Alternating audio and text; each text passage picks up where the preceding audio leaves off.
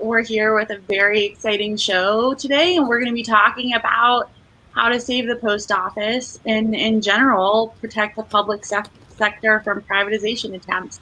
Alex, good morning. How are you? Morning. Good, adjusted for the pandemic life that we're still living here. Things are moving along, despite the best efforts of some of these remaining Trumpists in our government that we're going to talk about today. This guy DeJoy just really wants to destroy the post office and charge us more money. He's like, what about worse services that cost more? And I am really excited to talk with our guest today about not only the specifics of DeJoy and the post office, but also the ideology behind it, why there is this drive to just destroy things that work, like the Postal Service.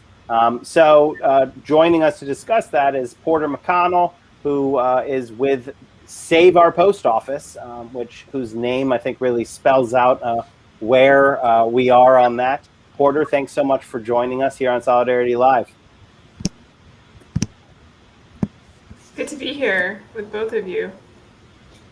So you heard my intro there. Can you just tell us a little bit? I think most everybody who watches our show, and I think most everybody in the country knows who DeJoy is because they hate him, because he broke the post office. And over the holidays, everyone's gifts were arriving months late, and they saw that, he was actively trying to sabotage this institution, this American institution of the Postal Service. Can you tell us about what he's doing and then what you're doing to fight back? Sure, and I'm glad to hear you talk about the ideology behind it. But from pure management terms, this guy is just really impressive. Like he gets started, he gets appointed through a truly shady process in which the president, via Stephen Mnuchin, interferes with the hiring that's supposed to be done by the Postal Board of Governors, and gets his donor in to run the post office. And then about 3 weeks in to his changes, the mail service precipitously declines, which I think is just a real record. I mean, it's a big, this agency covers 47% of the world's mail, and it only takes him 3 weeks to blow it up. I mean, it's kind of an impressive accomplishment. So DeJoy's main thing is that he's going to cut the post office back to health. And he talks about unfunded mandates, and he talks about, we can't afford this, we can't afford that. And then when asked, what are new revenue streams you might pursue, he's like, maybe fishing licenses, like he's got very few answers on that front. And it really does lead one to wonder, given that the folks who hired him, 2 years before had put out a paper saying the post office is a good candidate for privatization. And so, it makes you wonder that maybe his playbook has been clear all along and that he's not actually interested. Either he's really incompetent or he's evil, or probably more likely both. Yeah, I think it doesn't leave me wondering, because I've been, it's clear as day. The ideology can be summed up in their tactics, which is kneecap the mailman, complain that the mail is late, and then you just so happen to have a cousin who runs a private mail service. And that's it. It's just break public things that work and shift them over to private industry where you can just extract billions of dollars. And this is what we're witnessing, right before our eyes. That's what he wants to do. And the thing that's amazing to me, Porter and I work together on Save the Post Office stuff. Social Security Works is a member of the coalition, the Grand Alliance to Save the Post Office, and I am one of the largest postal service nerds that exists out there. My love of franking and the history of it actually freaks out some of the people who actually work in the Postal Service. They're like, wow, you really do look at this from a big perspective. But I wanna give just a little bit of it. The radical nature of our postal service, you can't overstate it. When the founding fathers were like, you know what, everyone in this country should be able to mail and specifically to ask for a redress of grievances from wherever they are in the country. And that should be a right of the citizens in this country, of the people in this country. If you compare that to the history where only the people who could afford it, and that was the aristocracy, the landed gentry, had franking privileges, that is a radical change. That is a change that empowered people to be able to communicate. And that's what the Postal Service represents. It actually represents a very popular power, the ability to communicate with each other, and that it's not reserved for those who can afford it. And you know what? The billionaires hated it then, the plutocrats hated it then, they still hate it now. They literally don't want people in conversation, in concert, getting organized. They want you to have to spend $17 to mail a postcard from Alaska to Washington, D.C. because your politicians are extracting wealth from you, because they know that maybe then you can't, because it's $17 instead of one postage stamp. And then I'll sort of, this is a long-winded thing, Porter, so I apologize, but there's nothing like the Postal Service in our government because it pays for itself.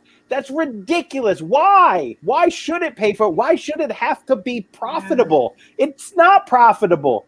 But even with that ridiculousness, that like the 1980s mentality that this service should have to be self-funded, it is self-funded. It actually pays for itself, but that's not good enough for the plutocrats. So they actually smash it even harder. They put hurdles up that no private company has to actually bear.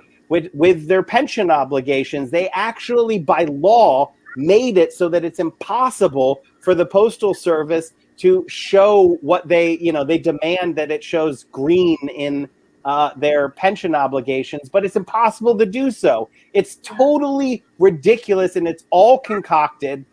And not only are we needing to fight back DeJoy, we need to go way further than that. And we need to get back to what the purpose of the Postal Service is. And it's a service for the people and not for the plutocrats. So this attack, I think, is kind of useful because it shows exactly who our opponents are.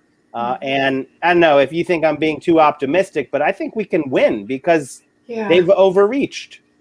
Yeah, I think there's some truth to that. I mean, nobody has galvanized the country to save the post office like Louis DeJoy. Like nobody has stopped and thought about, the people have taken for so long. People have taken for granted the ability to get, for instance, their VA meds in the mail, or the ability for to send. I mean, if you stop and think about like 2-day delivery of baby chicks to a rural area, and then we build a whole farm business model on that, and it works, and it has worked for decades, and then the minute that breaks down, and DeJoy, delays the service like a couple of days, that's a difference between a baby chick arriving alive and a baby chick arriving dead.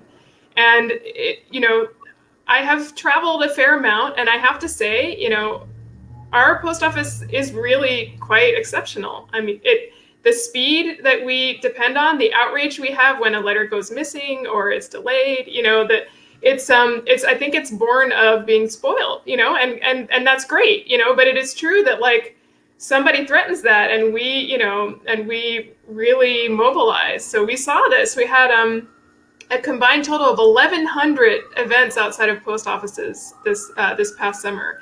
That's huge. In the course of a week, 1,100 different events. And I think that, we heard from one senator who, I think this was a Democratic senator, who alone got 14,000 calls last summer about the post office. So I do think DeJoy, in some ways, being a comic book villain, has been really galvanizing. And people stop and think, wait a minute, no, it's not a business, it's a service. And what does that mean? And that whole, like, in 1970, they changed it from the idea of being a service to being a self-sustaining business. And that, I think, stems, I think you're right, Alex, that's where a lot of the awkwardness of, having to self-sustain comes from. It's where did that come from? That's not necessary. It's if you have a universal service obligation, meaning you have to serve everybody in America no matter where they live, you don't need to be a business. You're a service. There's no reason why you need to do that. And in fact, there are things like, for instance, if you mentioned Alaska, it's one of the few areas where USPS gets a little bit of money from Congress to serve really rural areas of Alaska. And it's, like $300 million a year or something. It's not very much money in the scope of the federal government. And DeJoy was coming for that. He's like, no more Alaska bypass program. That's clearly inefficient. And I'm thinking, really? If you're living in rural Alaska, you're basically saying universal service obligation does not apply to you. To me, it boggles the mind. It's like, we made an agreement at the founding of our country, and you're reneging on that or chipping away at it in these very sort of like, a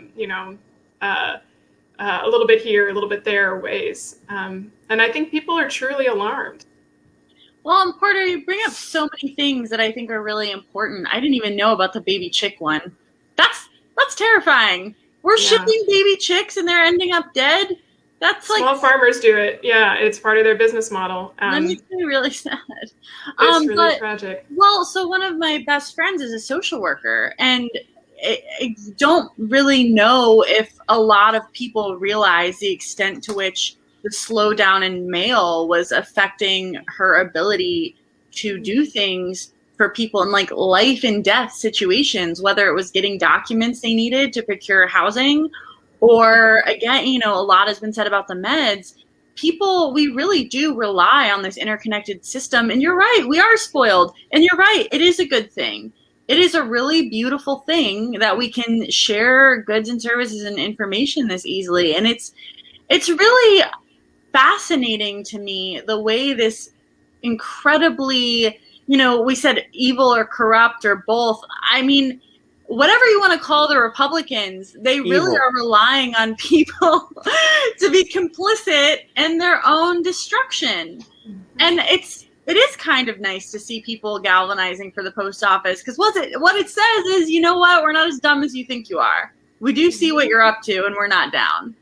Yeah. Well, and in fact, one of the things that happened after that report came out in 2018 that said we should privatize the post office is that the administration really heard it from Republican electeds, and they, so then they came out with a task force. I don't know if you guys are familiar with this, the Bezos spat, but there was a moment where Trump was convinced that Jeff Bezos was getting a sweetheart deal from the post office, and so he needed to get the terms of those contracts, which of course are confidential. But in fact, in law, it says they're not allowed to give anyone a sweetheart deal. They have to at least break even on any deal they ever make. But so part of this impulse led to a task force led by Stephen Mnuchin that was going to come up with recommendations. And they literally took that previous report that had the P word in it, and they basically said, let's do all the things that lead to the P word, but this time we're going to leave it out. And people will be like, oh, well, they don't want privatization, so it's okay. And it's really like, we're not stupid, as you say, like it, if it smells like a rose, it looks like a rose, it's probably a rose, So it's all of the things that you guys talked about, the sort of, make it more expensive, make it harder to access, make it take longer. The inevitable result of that is losing market share. And then you lose revenue, you lose faith, you lose customers, you lose the 90% approval rating. I mean, there's no other agency of the federal government that has the approval rating of USPS. So you lose all those things, and then you can say, well, it's a basket case, so we need to sell it off for parts. And it so happens, I mean, Alex, I was laughing when you were talking about, I have this cousin who could deliver the mail. It's not even that with DeJoy, it's himself. It's himself. It's literal self-dealing. XPO Logistics has gotten more contracts under him, his company. I don't even understand how that's possible. It's not, well, I mean, it's clearly possible. It's not legal, that's for sure. Sorry, exactly. I interrupted you.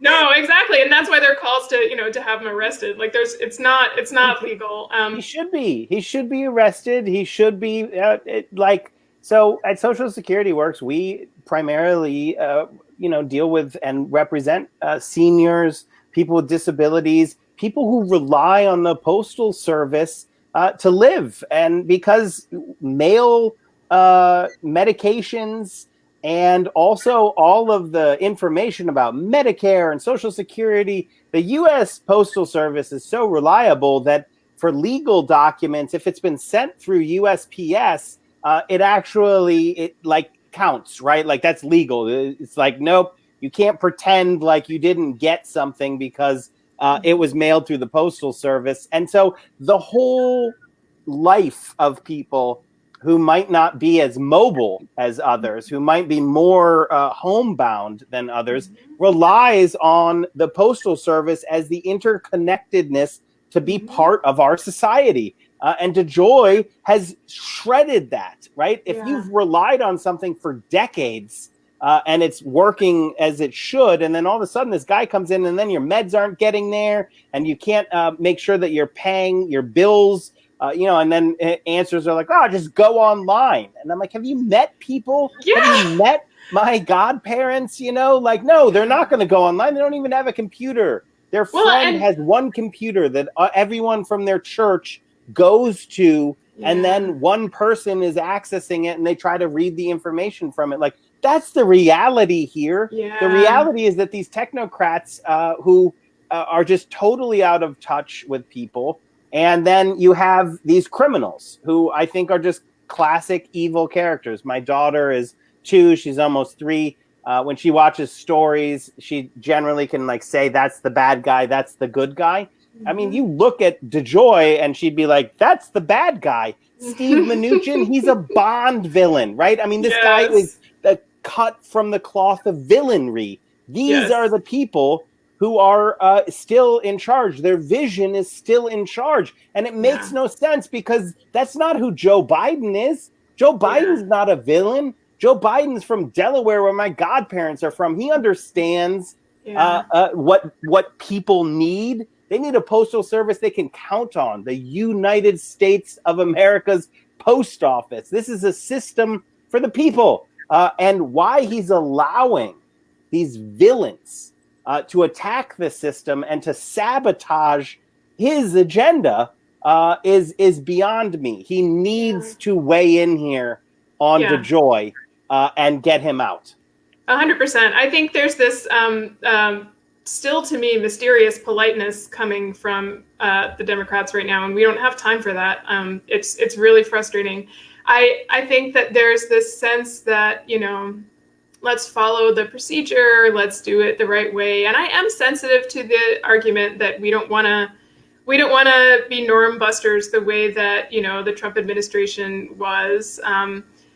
But if you ask any voter, do you want services and a living wage and resources to help care for your aging parents and your children? Or do you want, for instance, this arcane rule in the Senate to be preserved? There's no contest, it's very clear that people want what they want. I mean, we have these conversations with members of Congress about postal banking, which we had in this country from the teens to the 60s of the last century. So there are lots of folks you work with, Alex, who had a postal bank account when they were kids. When you ask the American public, 75% of them are supportive of bringing back postal banking. When you ask members of Congress, they're like, well, that sounds pretty out there. I don't know. I got this letter from the ABA, gave me pause. Or, and you get this defensive crouch from postal management, even the previous PMG saying, oh, it's outside our scope. Let me tell you something about the scope of the post office. There was a time 120 years ago or so where there was a big national public debate about whether parcels could go through the U.S. mail, whether it was just going to be letters or whether the parcel post would happen or not. And there were a lot of folks saying, actually, Wells Fargo, when it was in the wagon business, arguing that's outside the scope of USPS, that, you know, us private carriers should be doing packages. Can you imagine now if USPS never delivered packages and only stuck to the mail? If they had won and the parcel post had never been invented? I mean, come on. The idea that we move with the times and change with the times, you know, is very well understood, certainly in corporate America. But, you know, it boggles my mind that they wouldn't allow for the fact that, of course, you know, we need to grow and evolve and change, but in a way that is sensitive to serving everybody, to serving all of us. I mean, the idea you were talking about, folks sharing a computer, you know, if your answer to the post office needing to change is, you know, because everyone's online now, I can tell you the places that have only post offices, like in Appalachia, there are like certain hills that have cell phone access. And so everyone drives their car up to that hill to get their phone, to check their phone. And I'm thinking, you want to solve, like, there's a reason why some towns, you know, rely on the mail more. It's because the, you know, internet providers have said, we will never go there. It's too expensive, you know, and it's like, it just boggles my mind. It's like, you can't leave people without access to communication. You need to solve both problems, frankly. And actually, there's a role for the post office in the broadband question too. Anyway, but it's just, it makes me very angry because it doesn't make sense to me, or it has a certain logic, and that logic is greedy. Yeah, I want to toss it to Jocelyn, but I think your politeness is there too. Like you know, it makes sense. We know what they're doing. Like it's that they're criminals. They're trying to break this structure down because it works. That's what they're scared of.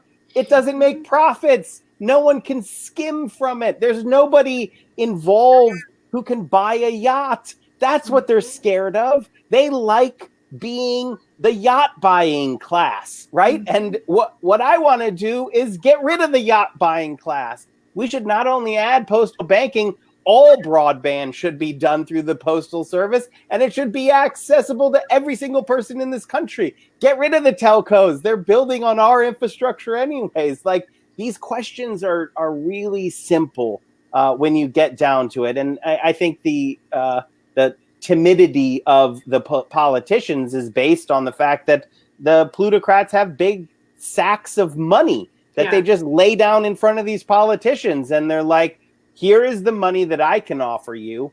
What do you get if you take our goose away, right? And that's just true. The problem is when a system works really, really well and there's no skimming and no profit, there's no ability to just hand money to the politicians. So that's part of the process here, or that's part of the corruption, is that they've bought the political system. And that's why Joe Biden needs to act now, right now, because otherwise he's going to get captured too. If he lets it go on for too long, then there's no chance of changing it. And then DeJoy will just be part of, you know, he'll be like a fixture in a house that you don't love, but it's just there.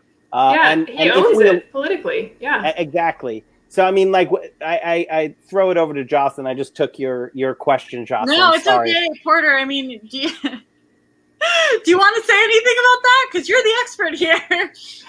Which part exactly, Jocelyn? Well, I mean, I think, do you agree that it's like we are kind of dealing with inertia right now? I think it's counterintuitive for people. I know for me, I was like, oh, well, Trump is gone, so clearly this problem is solved. But it doesn't, I think it's important for our viewers to understand it doesn't really work like that, apparently. You need, Brad and I were talking about this before the show, like, Biden can't just fire him. He has to appoint a board of governors that would appoint someone new, and it's like this whole thing. And so what I'm reading and seeing is that Biden has some anxiety about doing that. Could you explain to people why that is? Yeah, sure. I mean, I think, you know, because of the irregular way that DeJoy was hired, I think there's a little bit of like wanting to do it right, or whatever that means. I think there are a couple of things. One path is to fill the empty seats, because there have been empty seats for a while. Trump filled several of them, but there were 3 remaining. And so fill those seats. And then in theory, you have a majority of governors who support the post office, which seems like a real low bar, but that's where you are. However, that assumes that the 2 Democrats who were appointed by Trump are supportive of the post office. And the trouble you get is that several of them, either didn't say anything or closely aligned themselves with DeJoy. So you get them putting out a statement in the middle of the worst of the summer delays saying they were tickled pink with DeJoy's management style and actions so far, which is, it just shows you who they're talking to. They clearly weren't talking to American voters when they say a thing like that. And then you get, Ron Bloom, who, has been a Democratic operative in the past and has decided mysteriously to align himself really closely with DeJoy. They one of their survival tactics was to put Bloom in as the chair of the board, and he's one of the 2 Democrats appointed by Trump, and he has very closely associated himself with DeJoy. DeJoy came out with a 10-year plan. The bravado of that guy coming out with a 10-year plan in this moment last week, and Bloom was, in the presser, associating himself closely with it. In a hearing, in the House, did the same. Said I worked really closely on this plan, and so I think there's a bit of the test should not be, are you a Democrat for the Biden administration? The test should be, are you willing to rise to this moment? And if you're not, you have to go. And there have been 53 members of Congress who don't want to see even that. They want to see them all fired for cause. They want to see every last member of the Board of Governors. And look, it wouldn't be a hard case to make. Like, if you took all of the metrics that, in a lawsuit had to be court ordered, if you took those metrics that were released finally, you would see that it's very clear that all of what has happened, all of the slowdowns and the price hikes, they're all attributable to DeJoy, because you see that, before when the pandemic was ongoing and he wasn't yet in post, we were still seeing 90% on-time delivery and things like that. So it's very clear that it's him, and it's very clear that they endorsed him doing those things. So cause is easy to demonstrate in this case.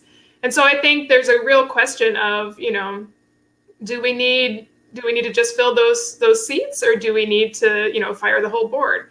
And there are also a couple seats coming up later this year that, Ron Bloom, the Democrat that I mentioned, is in his grace year. So they would need to either reappoint him or appoint someone to replace him. Obviously, given his behavior, it would make a lot more sense to replace him.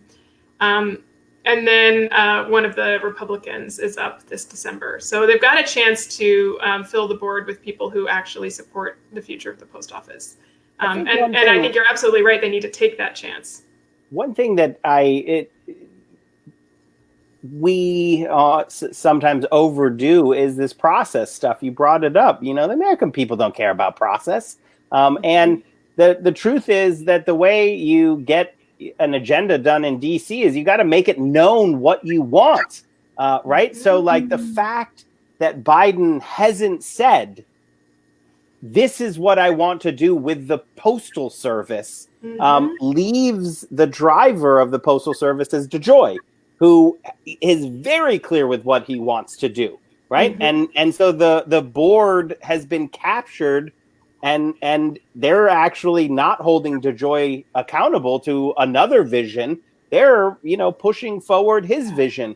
And part of it is the vacuum of what it is that Biden wants.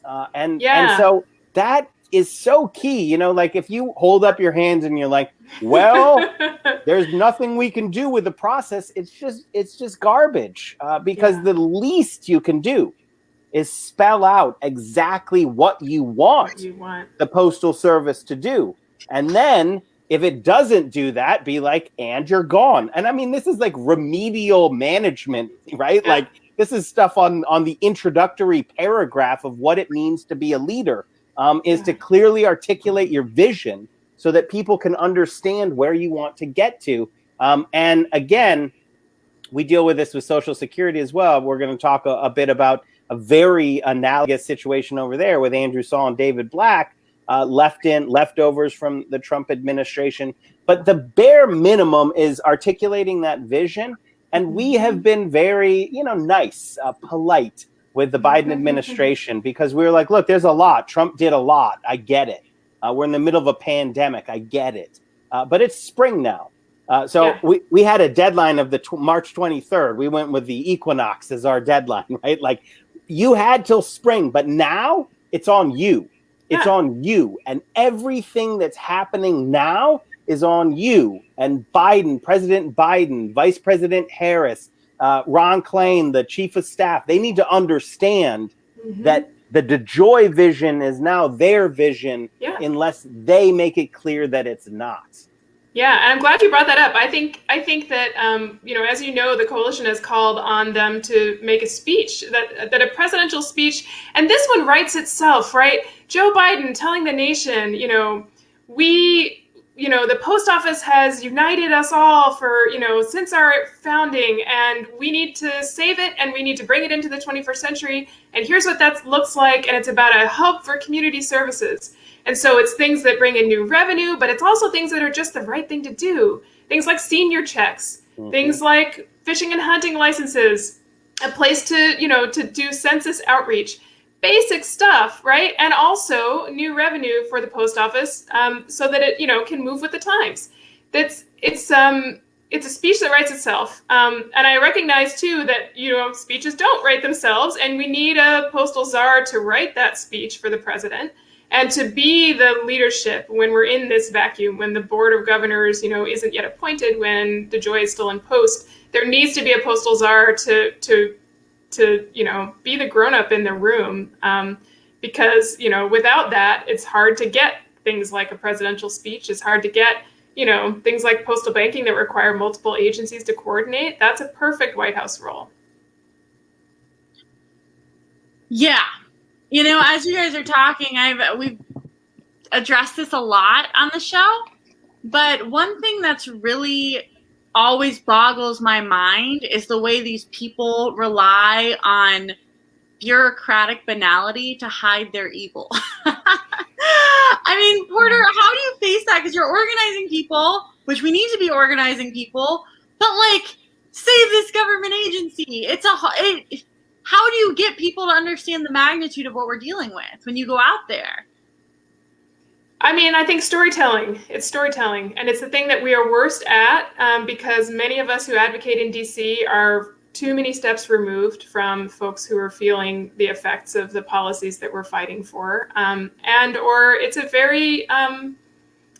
a very sensitive thing to do to ask somebody, can you tell us your story? Can you tell us about, your farm that's failing because the baby chicks keep showing up dead? Can you tell us about the fact that you're unbanked or underbanked and have to use these alternative financial services and could really use basic financial services at your post office? It's a delicate thing. And also people are busy. People are working harder than they've ever worked. But to me, the storytelling is what really broke through to the national consciousness last summer. The activism and the showing up at post offices and the personal stories were what really moved members of Congress. Because it did, it brought them back in session, at least on the House side, to do a marathon hearing and to pass legislation, to provide emergency relief to USPS. So I think it's putting in the work, doing the activism, and telling the stories, and making sure that the bureaucratic language isn't what becomes the story, in the media. The sort of, the palace intrigue about, if this happens on the board and that happens. That the story needs to be, here are the costs of inaction, and can the Biden administration afford to not act? Because here's what will happen. Here's the end of the sentence that doesn't have the P word in it. But here is inevitably what happens when you raise prices and slow down service and people leave and then it gets sold off. We have to be able to tell those stories in an effective, convincing way to a lot of people. And I think that is what we need to do. And we need to be a little less polite about the bureaucratic stuff. And, it's not our job to figure out how to get these nominees through. What we're saying is that if you don't, there will be costs. here's what we want, and we want it in a lot of key states, and we will communicate it to members in those key states, key votes. But that is, it's your job to figure out how you make this happen. And so for us, it's sort of knowing our role and not getting caught up in the palace intrigue and focusing on getting the voices of farmers and vets and seniors and others in the coalition, into the debate. I didn't know you were going to say that, but I have to say I really love that answer. I feel like I spend like a third of my day thinking about this. Like, people are so much more, I don't even want to say convinced, because that makes it sound like we're manipulating people, when that's not it at all. You reveal the truth to people far more when you just tell them the truth about what you're dealing with. And that's so anathema to our political discourse, or even just our personal discourse. Well, and I'm going to get personal here and say that I think that progressives have a little too much love for fact. And I think that there's a lot of like data and facts, and we've known about what we should be doing on, for instance, crime policy for decades. Yes. It's not an absence of research, right? It's an absence of telling the story in a way that people are willing to hear. And like, it's not like George Lakoff is new either, right? Like, everybody knows that, like, humans, including advocates, lobbyists, Hill experts, all of us, have hearts and want to hear stories and would love facts, in the middle of the sandwich, but are there for the story. What we want is the story. Well, and because we are connected, and this is the problem with a system that's been heavily financialized and heavily complicated and subject to the very complex and ambitious forms of capitalism, is that we start to feel like we're in our little silos with maybe our nuclear families and our friends from college, but we're not. We're all in this together, and we all have so much in common with each other. And I don't mean like, oh, we're one human family. No, I mean quite literally, we have a lot of the same stressors that we're all dealing with. And the problem with not talking about that, because in America, I marvel frequently at the amount of material shame we're conditioned with when we come to our political lives. Because if you're poor, you're taught to feel ashamed of that. But somehow, if you're privileged, you're also supposed to feel ashamed of that. So nobody wants to talk about how much money they're paying for things. Nobody wants to talk about the stressors they deal with debt and how much they make and how they're... So what it all coalesces into is this, like we're saying, a lack of willingness to share that, I really do need my medication, or I'm going to have a serious problem, Because we're not... We say, oh, we can't talk about these things. Here's another statistic / article. And nobody loves asymmetry of information more than Wall Street. It's like, it's not in their interest for us to know what's going on and to talk to each other, for sure. And the old adage is that, the Republicans, and this is old Republicans too. This is the ones that are supposedly the good guy, the good Republicans. They're bad too. But the Trumpists are even worse, but their side sells soap. They know what they're trying to do, and they sell that vision. And we on the left, too often, and as Democrats, too often are trying to convince people that we're right. And we're not selling it. We're like, here's a GRE math problem for you to take home and bring it back to me. And the other side is like, they're using the same tactics that get people, me included, to buy a razor with like 4 blades on it. You're like, maybe the 4th blade is the one that's going to really do it, right? It's advertising, and they're selling a product. And the thing that's annoying to me, I deal with this with Social Security as well, and Medicare, and the Postal Service is like the exact same. Our product is far superior. There's nothing on the private market that even holds a candle to the product that we have. And people love it. They love it. So what the other side does is they sell a product that the thing is a problem. They're like, oh, yeah, well, we all love the Postal Service, but we can't keep doing this. Everybody knows it's unsustainable. Think of your grandchildren. What are they going to do? We got to destroy the Postal Service, right? Like, that is what they do. They sell a story.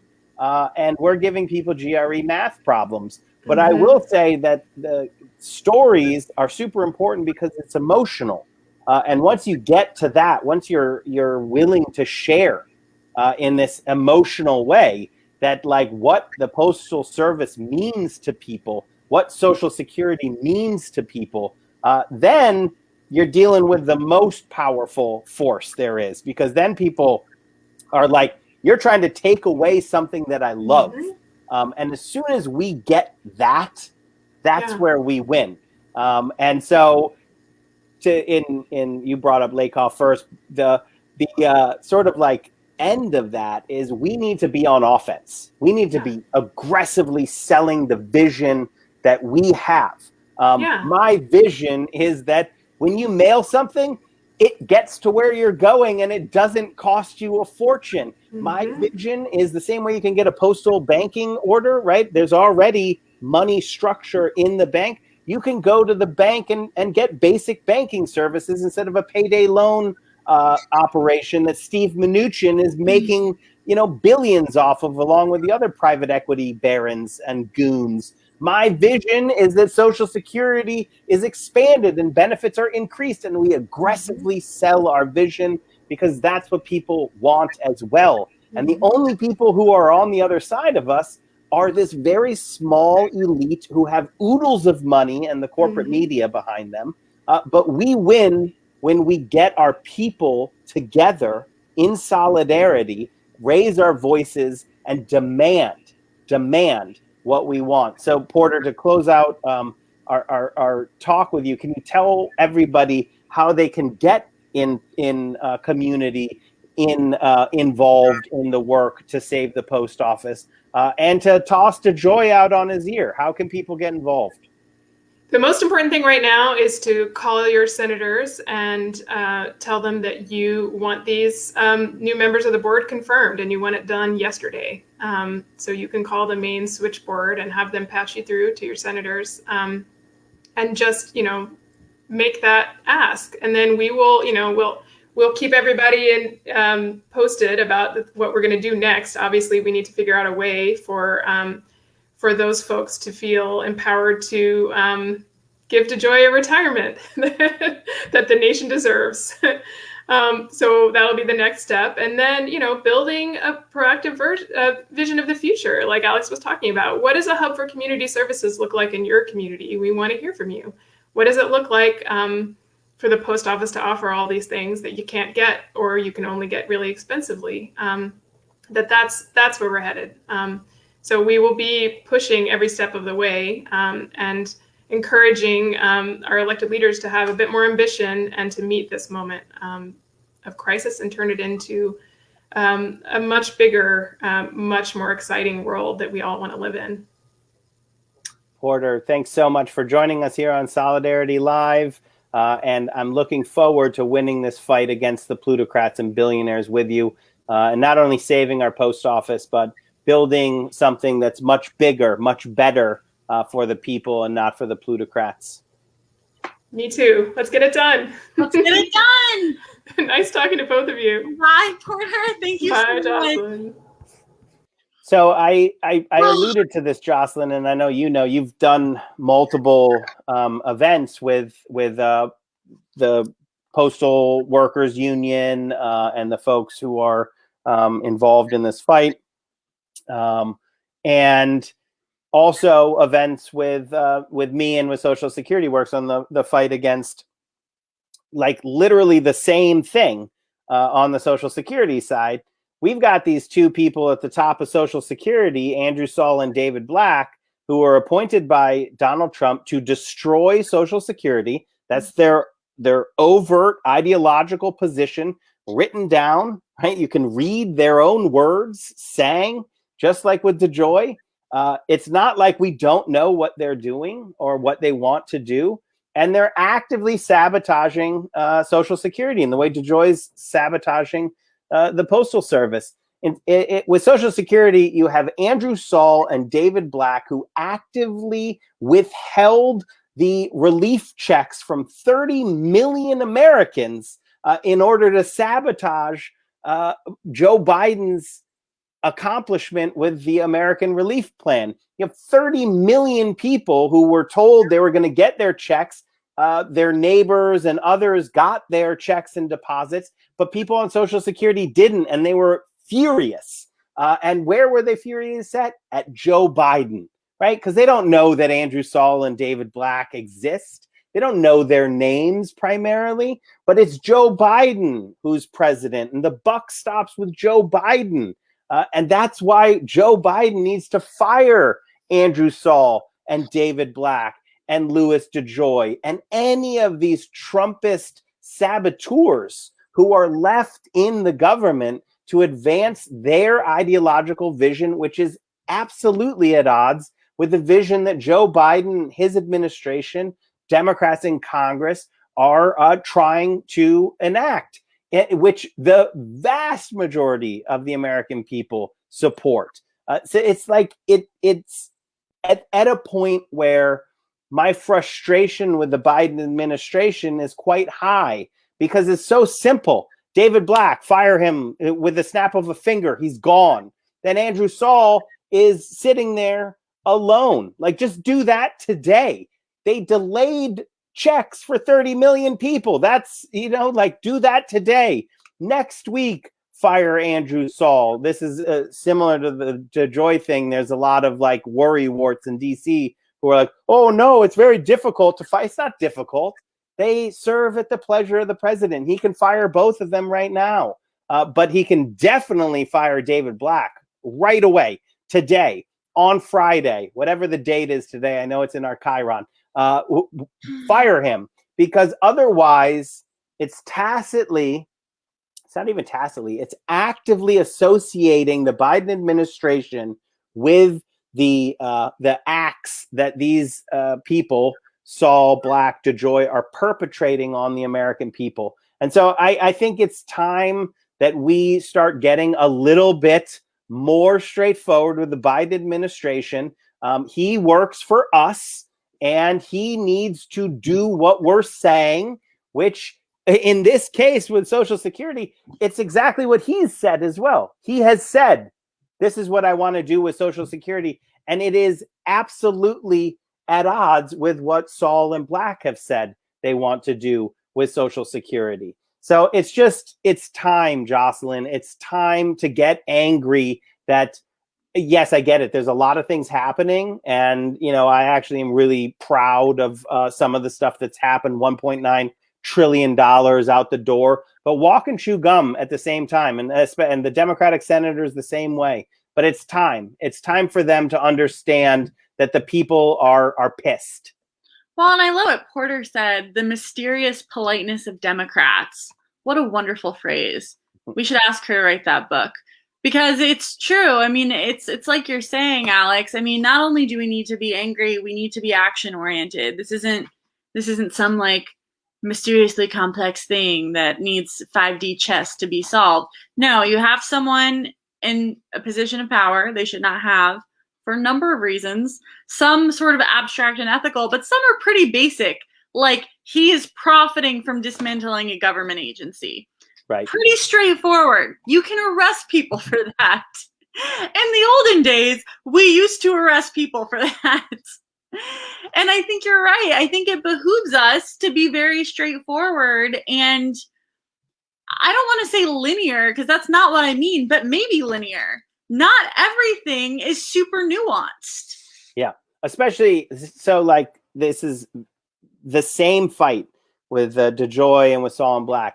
With Saul and Black at Social Security, we have the Senator Brown, who's the chair of the Social Security subcommittee in the Senate, Representative Larson, who's the chair of the Social Security subcommittee in the House.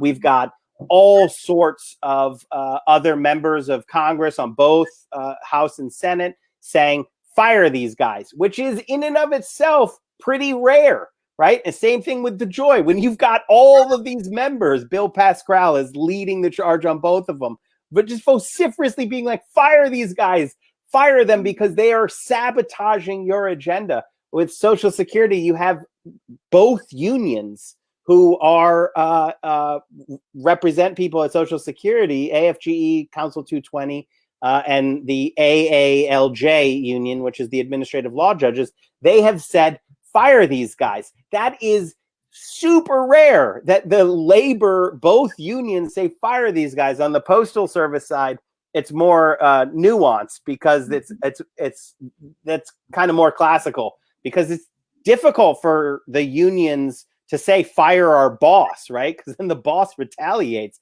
So, but on the Postal Service side, they have said we need to go a different direction. Let's debate this out and go a different direction. But in both cases, you have the workers saying, get rid of these guys, or we need to go a different direction. You have both House and Senate democratically. So who is Biden? Who's the people who Biden is like with, right? Like if it's not the workers, and then in both cases, the American public is vociferously against the dismantling of Social Security or the dismantling of the Postal Service. So who is Biden with? Who is he representing? Right? Who's the faction that he's standing with? Because you have the Democrats in the House and Senate, the grassroots, and the workers all saying the same thing. So the only people left are the Republicans and the Trumpists, right? And so that means that Biden is standing with them, which makes no sense because they are trying to destroy him. All they care about is destroying him, winning elected office, taking back the majority in 2022 and taking back the presidency in 2024. That's the only thing they care about. And so why Joe Biden is not making it absolutely clear where he stands on these issues is malpractice at this point. Well, and that's something we definitely do not want. Not in a president, for sure. I mean, look, at the end of the day, Brad and I were talking about this in pre-show. We have a cultural culture. We have a political culture in Washington which relies on norms and patterns and politeness. And at some point, whether it's with this fight or literally any other one, especially with things as existential as climate change or healthcare, you have this problem where Democrats are still functioning on these old norms that Republicans have been violating for a decade now, over a decade. But I would say for 40 years. Right. I mean, started with Reagan. That's what we're living in right now. I mean, yeah, that's true. Reagan started it. The Reagan-Thatcher neoliberal experiment is that you take public things that are owned by the people and you smash them up and you sell them off to private industry, who then makes super, enormous sums of money, and then they give politicians a small amount of that, and then the process just keeps going until there's nothing left. And when there's nothing left, burn it all down. I would argue that it's deeper than just the financial metrics. I think it's also become so ingrained in the social ethos of how business is done in Washington that, look, very few people, they exist, but very few people get up and are like, oh golly, I'm just going to do some evil things today. No, it's more the case that people get socialized in a specific atmosphere and it feels normal. It becomes the water they swim in. And so it's our job as people who are basically sane and basically politically well adjusted to be like, wow, this isn't normal. And something I've been meaning to say this whole show, and maybe I'll close out with this. So we talk about this a lot on the show, but I really want to reiterate, we are American taxpayers. These are not free services. So this talk of like make the post office profitable is even more absurd when you really internalize we as American taxpayers are paying for things to exist. We pay for all sorts of public programs and public infrastructure. That is the whole point of taxes. We give the government some money and it provides common goods that we all enjoy, that allows the country to function, allows us to run our businesses and feed our families and do all that. So the idea that we're even in this drama cycle at all is a testament to the insanity of the privatization efforts of the past 40 years, because we have this group of people that have convinced us that we are not entitled to the things that we pay for.